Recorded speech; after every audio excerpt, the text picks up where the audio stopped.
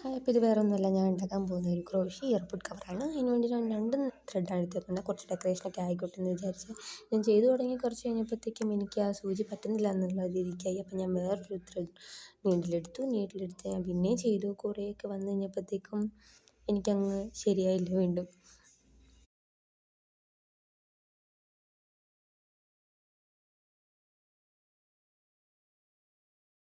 അപ്പോൾ അത് ഞാൻ വലിയ പാടുപെട്ടാണ് ചെയ്യുന്നത്.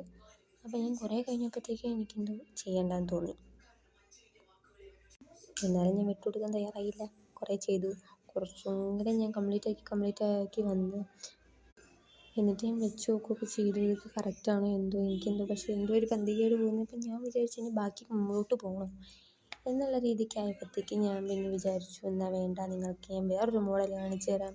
ഇത് ഞാൻ എന്തായാലും പകുതി വരെ തന്നെ ഫ്ലോപ്പായി. പിന്നെ ഞാൻ ഉണ്ടാക്കിയത് നൈസായിട്ടുള്ളൊരു സാധനം നിങ്ങളെ കാണിച്ചു തരാമെന്ന് വിചാരിച്ചു.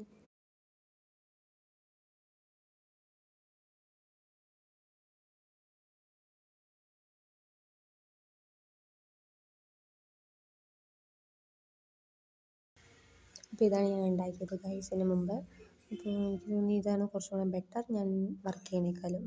അപ്പോൾ നിങ്ങൾക്ക് ഇതിൻ്റെ ലിങ്ക് വേണമെന്നുണ്ടെങ്കിൽ, അല്ലെങ്കിൽ ഇത് പർച്ചേസ് ചെയ്യാൻ ആഗ്രഹമുണ്ടെങ്കിൽ നേരെ ബ്ലൂ വേ ക്രാഫ്റ്റ്സ് എന്ന് പറയുന്ന ഒരു പേജിൽ കയറി